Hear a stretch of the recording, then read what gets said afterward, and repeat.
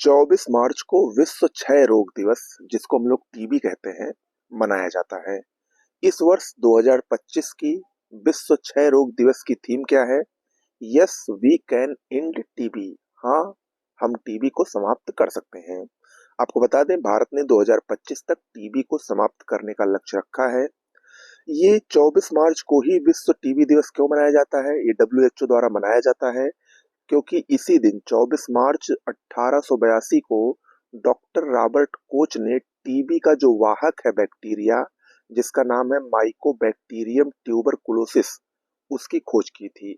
उसी की याद में विश्व क्षय रोग दिवस 24 मार्च को मनाया जाता है। आपको बता दें, टीबी एक बैक्टीरिया जिसका नाम है माइकोबैक्टीरियम ट्यूबरकुलोसिस, इसके द्वारा होने वाला एक संक्रामक रोग है जो कि एक व्यक्ति से दूसरे व्यक्ति में हवा के माध्यम से फैलता है।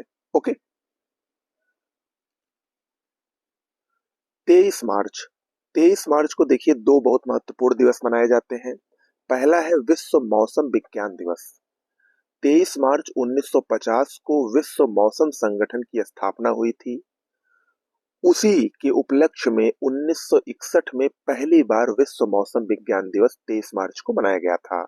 आपको बता दें, इस वर्ष जो विश्व मौसम विज्ञान दिवस मनाया जा रहा है, वो विश्व मौसम विज्ञान संगठन की स्थापना की 75वीं वर्षगांठ भी है।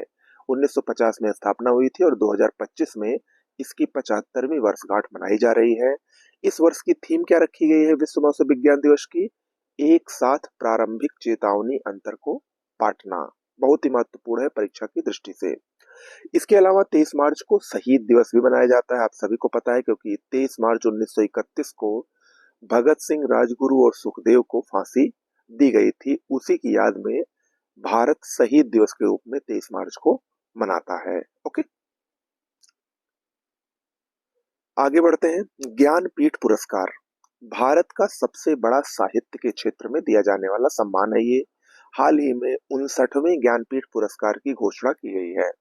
59वां ज्ञानपीठ पुरस्कार विनोद कुमार शुक्ल को दिया जाएगा, जो कि हिंदी लेखक हैं और छत्तीसगढ़ राज्य के ये निवासी हैं। आपको बता दें, ये ज्ञानपीठ पुरस्कार पाने वाले छत्तीसगढ़ के पहले हिंदी लेखक हैं और ये ज्ञानपीठ पुरस्कार पाने वाले हिंदी के 12वें लेखक हैं। तो याद रखिएगा, पूछा जा सकता है। इनकी प्रमुख दो बहुत ही चर्चित पुस्तकें हैं। दीवार में एक खिड़की रहती थी और नौकर की कमीज। इसमें जो पहली पुस्तक है इनकी, दीवार में एक खिड़की रहती थी, इसके लिए इनको 1999 में साहित्य अकादमी पुरस्कार से भी सम्मानित किया गया था। ओके। ज्ञानपीठ पुरस्कार की बात करें तो 1961 में ज्ञानपीठ पुरस्कार की शुरुआत की गई थी। पहला ज्ञानपीठ पुरस्कार मलयालम कवि जी शंकर कुरूप को 1965 में दिया गया था। पिछला ज्ञानपीठ यानी 58वां ज्ञानपीठ पुरस्कार जगत गुरु राम भद्राचार्य और गीतकार गुलजार को संयुक्त रूप से दिया गया था। ओके, तो ये बहुत ही महत्वपूर्ण है परीक्षा की दृष्टि से। वरुण वरुण क्या है? भारत और फ्रांस के बीच का द्विपक्षीय नौसैनिक अभ्यास है। इसका 23वां संस्करण 19 से 22 मार्च 2025 तक अरब सागर में संपन्न हुआ। भारत की तरफ से इसमें विमान वाहक पोत आईएनएस विक्रांत इसमें भाग ले रहा है। किसमें? वरुण अभ्यास में, जो कि भारत और फ्रांस का एक नौसैनिक अभ्यास है। राम सुतार, आप सभी लोग इनके नाम से परिचित होंगे। भारत के वरिष्ठ मूर्तिकार हैं।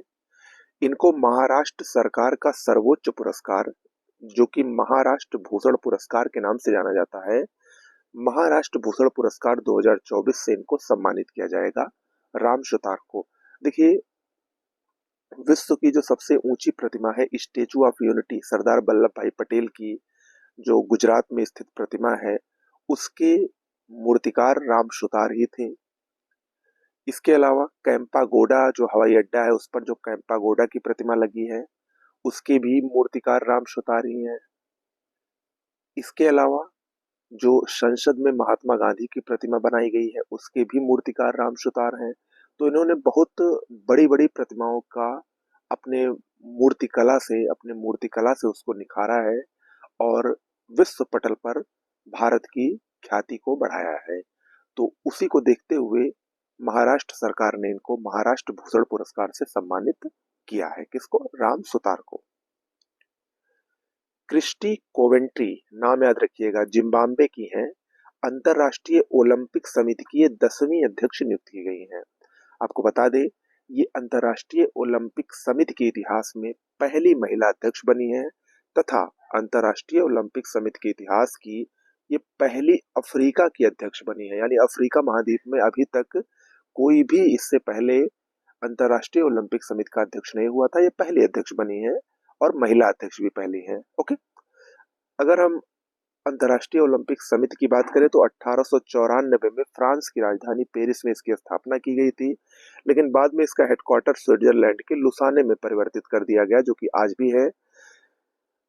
अंतर्राष्ट्रीय ओलंपिक समिति के जो अध्यक्ष होते हैं, इनका कार्यकाल 8 वर्ष का होता है। यानी जो क्रिस्टी कॉवेंट्री हैं, अब 2033 तक वो अंतर्राष्ट्रीय ओलंपिक समिति के अध्यक्ष बनी रहेंगी। ओके, तो आज के करंट अफेयर्स में इतना ही। बहुत बहुत धन्यवाद।